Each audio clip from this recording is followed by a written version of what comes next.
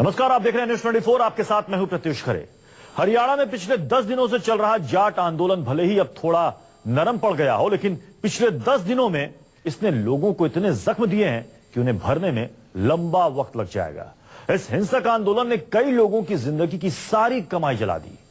आंदोलन से हुए नुकसान का जायजा लेने के लिए न्यूज 24 पहुंचा ग्राउंड जीरो पर।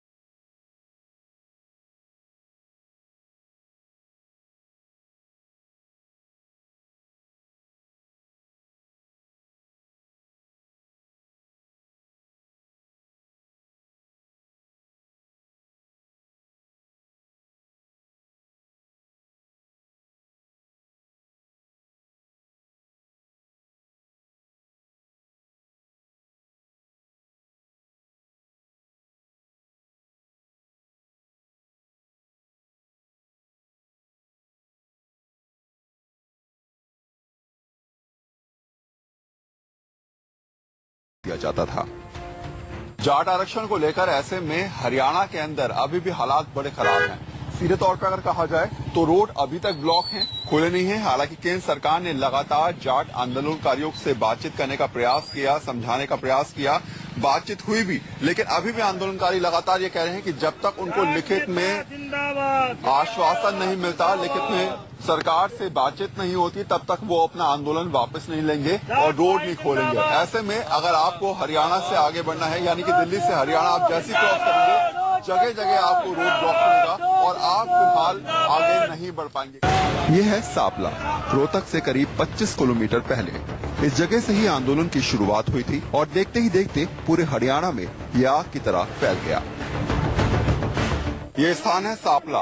कहा जाता है कि यहीं से जाट आंदोलन की शुरुआत हुई थी और जो पूरे हरियाणा में जाट आंदोलन बड़ा है, जिस तरीके से एक आंदोलन बड़ा है, उसके पीछे एक कारण जो कहा जाता है वो सापला है कि यहीं से शुरुआत हुई थी। इसके बाद जब हम रोहतक पहुंचे तो वहां की हर तस्वीर चीख कर बता रही थी कि इस आंदोलन के असली पीड़ित कौन है।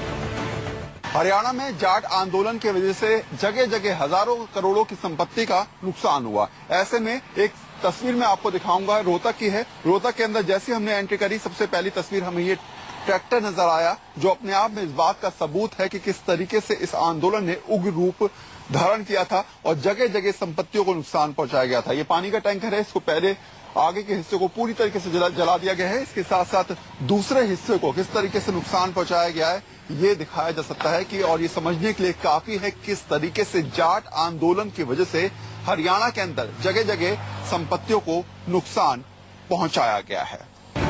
रोहतक पहुंचने के बाद हमें हर सड़क पर जली हुई गाड़ियां, जली हुई दुकानें, जले हुए मॉल, जले हुए स्कूल नजर आ रहे थे। ऐसा लग रहा था कि पूरा शहर ही जला दिया गया। जिस जगह मैं खड़ा हूं उसे दिल्ली रोहतक बाईपास कहते हैं और इस चौराहे पर मैं आपको दिखाऊंगा किस तरीके से जाट आंदोलन की वजह से एक और गाड़ी को क्षति पहुंचाई गई। पूरी तरीके से इस गाड़ी को जला दिया गया और जगह जगह आपको पत्थर मिल जाएंगे। यहाँ पर सामने की तरफ चौराहे पर किस तरीके से दुकानों को क्षति पहुंचाई गई है वो नजारा भी आप देख सकते हैं। ऐसे नजारे इस समय रोहतक में आपको आम मिल जाएंगे। रोहतक में शुरुआत जाटों के आंदोलन से हुई थी, लेकिन बाद में ये लड़ाई जाटों और गैर जाटों के बीच छिड़ गई। ऐसे में एक ही समुदाय के करीब 150 दुकानों को फूंक दिया गया। टिंकू बुक स्टॉल के मालिक योगेश ने 3 दिन से खाना नहीं खाया। उनका परिवार 3 दिन से यहीं पड़ा है, इस उम्मीद में ही कि सरकार उन्हें रोजी रोटी कमाने का फिर कोई जरिया दे। दंगे की आग में दुकानें भेंट चढ़ गईं और ऐसे में यहाँ पर व्यापारी इस बात को लेकर ये परेशान हो रहे हैं कि आखिर इसकी भरपाई कौन करेगा, कैसे इनका भविष्य तय होगा, कैसे इनके हालात सही होंगे और किस तरीके से अब ये सब चीजें सामान्य हो पाएंगी। ये एक किताबों की दुकान थी और इस किताबों की दुकान के हालात क्या हैं वो भी आप देख सकते हैं। पूरी दुकान को जला दिया गया, ऊपर से लेकर नीचे तक इस दुकान को पूरी तरीके से बर्बाद कर दिया गया। इस दुकान के मालिक मेरे साथ हैं और दर्द अपने आप में बयां कर सकते हैं, क्योंकि जब आपकी संपत्ति को नुकसान पहुंचाया जाए, आपका सब कुछ खत्म कर दिया जाए, तो उसके बाद फिर ये पूछा जाए कि अब कैसे होगा, क्या होगा, तो इनको खुद नहीं पता। सर, ये सब कुछ बर्बाद हो गया, सब कुछ खत्म हो गया। कुछ नहीं रहा हमारे लिए, तो हर चीज जल गई हमारी। तो परेशान हैं। 4 दिन से घर में रोटी भी नहीं बनी है, खाना भी नहीं खाया है। इतने परेशान है पूछो मत। इसी मार्केट में मौजूद ज्योति गारमेंट्स की ये दुकान अभी 3 साल पहले ही खुली थी। दोनों भाइयों ने बाजार से पैसा उठाकर अपने घर के गहने गिरवी रखकर इस दुकान को शुरू किया था, लेकिन इस हिंसा ने इन्हें ऐसा दर्द दिया कि इनके पास कोई लफ्ज नहीं बचा। ये दुकान है लक्ष्मी गारमेंट्स नाम से, और इस दुकान को कितना नुकसान पहुंचा है एक नजर मारिए, सिर्फ एक नजर ऊपर से नीचे तक आप देखेंगे तो पूरी दुकान को खत्म कर दिया गया, कुछ नहीं बचा है यहाँ पर। और इन लोगों ने मेहनत करके बड़ी मुश्किल से 3 साल पहले इस दुकान को नई तरीके से बनाया था, इस उम्मीद के साथ कि शायद आने वाले भविष्य में इनका भविष्य इसी दुकान से बेहतर होगा, लेकिन सब कुछ खत्म हो गया। ये हुआ कैसे, कब आपके पास इत्तला आई? और एक चीज तो कि ऐसा लग रहा है कि पूरा दुकान के अंदर घुस के जो है किसी ने बाकायदा आग लगाई है, पूरी दुकान को तहस नहस कर दिया, खत्म कर दिया, कुछ बचा ही नहीं है यहाँ पर। शुक्रवार शाम को खबर आई थी हमारे पास कि दुकान के अंदर आग लगा दी है। जाट आंदोलन की शुरुआत हुई थी अपना हक मांगने के लिए, लेकिन इसने ऐसी हिंसा का रूप लिया, आम लोगों को ऐसा दर्द दिया कि बरसों तक इसकी चुभन उन्हें महसूस होती रहेगी। वरुण सिन्हा, न्यूज़ 24, रोहतक, हरियाणा। 10 दिनों से चल रहे इस जाट आंदोलन की आग रोहतक से फैली थी। रोहतक में हुई हिंसा के निशान आपको वहां हर गली, हर चौराहे पर मिल जाएंगे। इस आंदोलन में किसी की जान चली गई तो किसी की कमाई का एकमात्र जरिया भी आंदोलनकारियों ने फूंक दिया।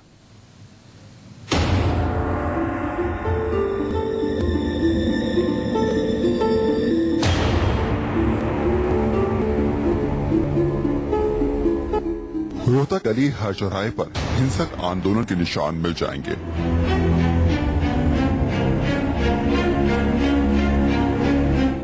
यहाँ हर किसी के चेहरे पर उस हिंसा का दर्द साफ झलक रहा है। नुकसान सबका हुआ, अपनों को भी बहुत लोगों ने खोया, तो किसी का सब कुछ खत्म हो गया। चंचला आहूजा उस दिन को याद कर इसलिए रो रही हैं क्योंकि उनके पति की मौत के बाद उनकी चाय की दुकान ही एकमात्र सहारा था। परिवार में 4 बच्चों को पालने के लिए ये दुकान ही पैसा कमाने का जरिया था, लेकिन हिंसा ने इनका सब कुछ छीन लिया। दुकान बिल्कुल अब खत्म हो गई। सरकार या कोई भी आपके पास व्यक्ति आया, कोई बस वो जब हम आग बुझा रहे थे तब वो एक कोई दैनिक भास्कर वाला था, वो बस मेरी आपको ये हाथ भी चला है उसमें? मेरा आग बुझाते बुझाते हाथ भी जला। लोगों ने मुझे जबरदस्ती खींचा कि बेटा हट जा, जान है तो जान है, इसलिए हम घर गए। कोई ताला मार के चला गया। हमारा रिश्तेदार बोले तुम अब नहीं आओ, बाहर निकलो। आज आपके बुलाने से हम बाहर रोड पे आए हैं, तो दहशत की जिंदगी जी रहे हैं कि पता नहीं कब क्या हो जाए। चंचला के बेटे रोहित ने बहुत कोशिश करी कि इस दुकान को जलने से रोका जाए। रोहित ने पुलिस से, फायर ब्रिगेड से और हर उस आदमी से मदद मांगी जिसको वो जानता था। यहाँ तक उसने आग बुझाने के लिए अपने हाथों तक को जला दिया। बावजूद इसके उसकी आंखों के सामने जलकर सब कुछ खाक हो गया। आपके सामने ही है सब हालात, सब आप देख ही रहे हो कि कुछ नहीं बचा है बिल्कुल भी। डेली का ही खाते थे, कितना क्या जो रोजमर्रा का खाने कमाने वाले हैं उनका क्या हाल होगा? जिनके पास, नेताओं के पास अरबा अपना पड़ा है। आज भी हम देख रहे हैं कि नेता अपनी राजनीतिक रोटियां सेक रहे हैं, लेकिन गरीब जनमानस का कोई भी कुछ नहीं कर रहा है। इस आंदोलन और उपद्रवियों ने किसी को नहीं छोड़ा। छोटी दुकानों से लेकर बड़े बड़े शोरूम तक जला दिए।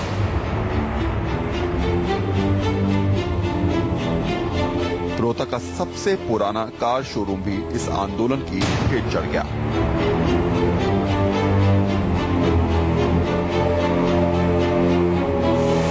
यहाँ एक नहीं, 2 नहीं, बल्कि 150 गाड़ियों को आग लगा दी। सर, जो हमने यहाँ पे स्टार्ट किया, ये 5-7 साल पहले स्टार्ट किया था हमने शोरूम ये, और शेवरले ब्रांड को हमने इंट्रोड्यूस किया था रोहतक के अंदर, और ऑटोमोबाइल सेक्टर में बधवार ग्रुप का बड़ा नाम रहा।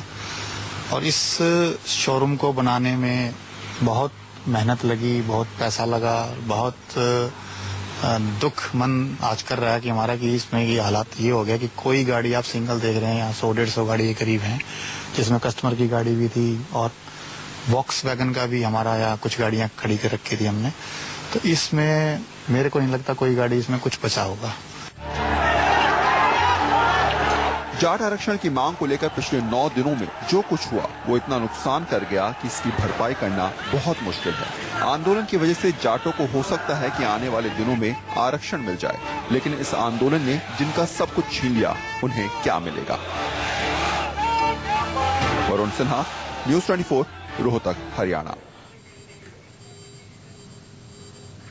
तो जाट आंदोलन से सिर्फ जान और माल का ही नुकसान नहीं हुआ, आम लोगों ने इस आंदोलन की वजह से काफी परेशानियां झेली। हजारों लोग इस आंदोलन की वजह से कई दिनों तक अपने घर परिवार से दूर रहे, सड़कों और स्टेशनों पर रात गुजारी। इन लोगों की परेशानियां क्या थी और क्या परेशानियां इनकी हैं, दिखाएंगे आपको इस ब्रेक के बाद। जाट आंदोलन की वजह से हफ्ते भर से कई लोग अलग अलग इलाकों में फंस गए थे। लोग मजबूर थे। मजबूरी में कोई स्टेशन पर सो रहा था तो किसी ने अपने रिश्तेदार के यहां पर पनाह ले रखी थी। ऐसा इसलिए क्योंकि सड़कें बंद थी, ट्रेन बंद थी और एयरलाइंस कंपनियों ने कई गुना किराया बढ़ा दिया था। जिसके बाद सरकार ने अपने ही देश में फंसे लोगों को निकालने के लिए चंडीगढ़ से दिल्ली के लिए स्पेशल ट्रेन चलाई।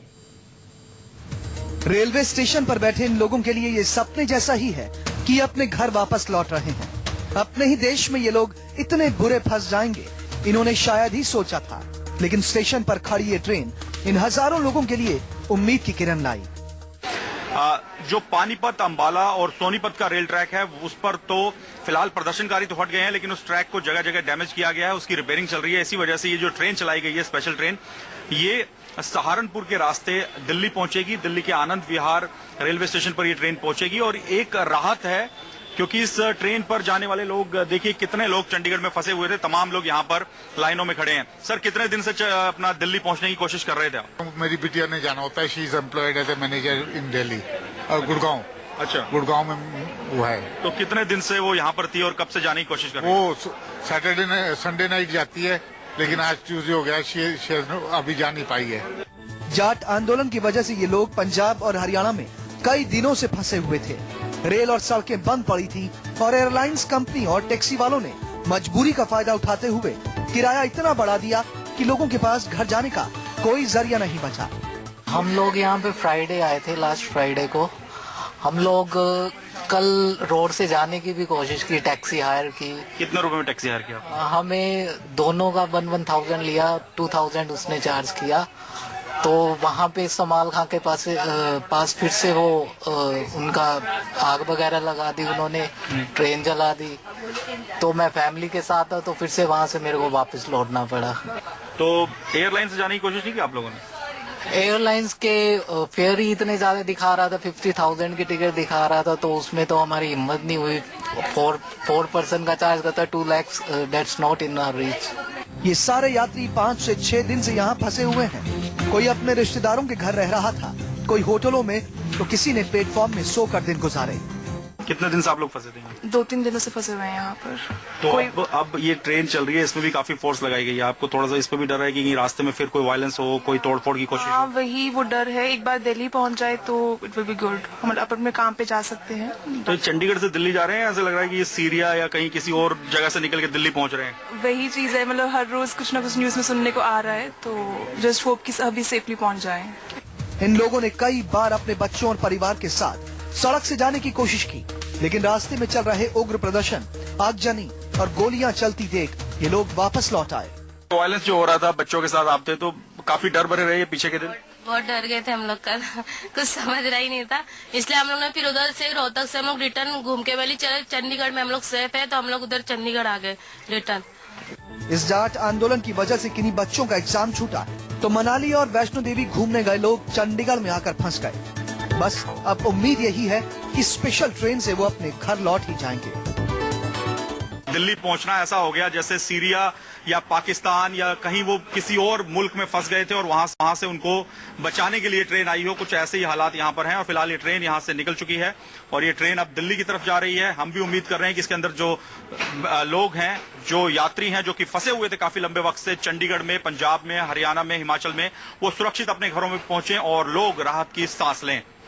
चंडीगढ़ से कैमरामैन दिनेश सिंह के साथ मोहित मल्होत्रा, न्यूज़ 24। वक्त है छोटे से ब्रेक का। ब्रेक के बाद आगे आपको दिखाएंगे बचत और खर्च में कैसे एक आम नौकरी पेशा संतुलन